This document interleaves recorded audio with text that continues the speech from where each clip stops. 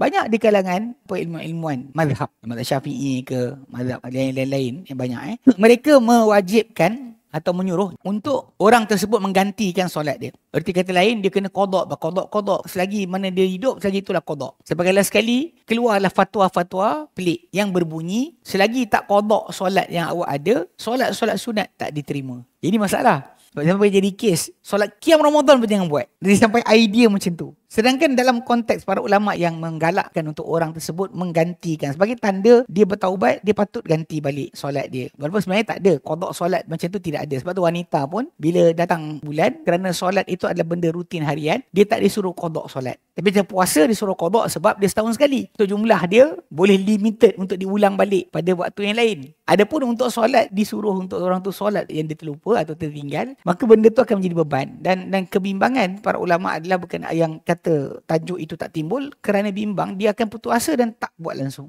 Lepas tu dah sekali tak nak bertaubat lah, buat apa? Tapi kita sebenarnya ada sokongan daripada hadis Nabi SAW. Ini berkaitan kepentingan ibadat-ibadat sunat yang kita buat. Sebenarnya ini adalah penampung kepada ibadat-ibadat fardu kita yang tak cukup. Dalam hadis ni, daripada riwayat Imam At-Tirmidhi, hadis nombor 413. Kalau dalam Abu Daud 864. Fahadis ni, maka ceritakanlah kepadaku. Bihadisi, dengan satu hadis. Sami'tahu min Rasulillahi sallallahu alaihi wasallam. Yang kau dengar ia daripada Rasulullah sallallahu alaihi wasallam. La'allallaha an yanfa'ani bihi. Moga-moga Allah akan memanfaatkan aku dengannya. Ini kata Huraith bin Qabisah kepada Abu Hurairah radhiyallahu anhu. Faqala, maka berkata Abu Hurairah radhiyallahu anhu, sami'tu Rasulullah sallallahu alaihi wasallam. Aku telah mendengar Rasulullah sallallahu alaihi wasallam yaqulu, berkata, inna awwala ma yuhasabu bihil abdu yaumal qiyamati min amalihi salatuhu. Sesungguhnya yang pertama apa yang dihisap dengannya seseorang hamba pada hari kiamat daripada amalannya adalah solatnya. Benda pertama akan dihisap pada kita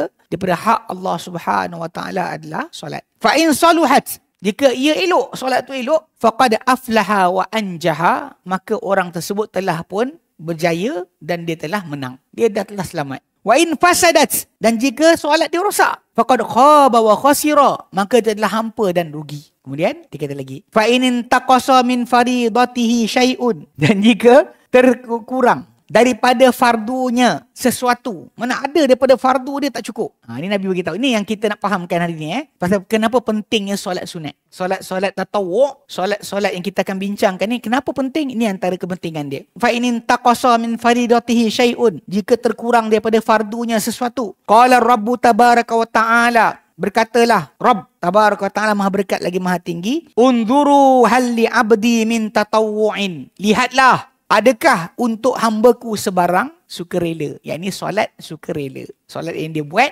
sekala sukarela. Fayukammalu biha, lalu disempurnakan dengannya, dengan solat sukarela itu, man taqasa minal faridati, apa yang terkurang daripada yang fardu. Thumma yakunu sairu amalihi ala dhalika, kemudian akan jadilah semua amalannya di atas itu. Mana lepas solat zakat pun tengok juga, cukup tak? Tak cukup, tengok tak ada sedekah sunat tak? Ada, tampung.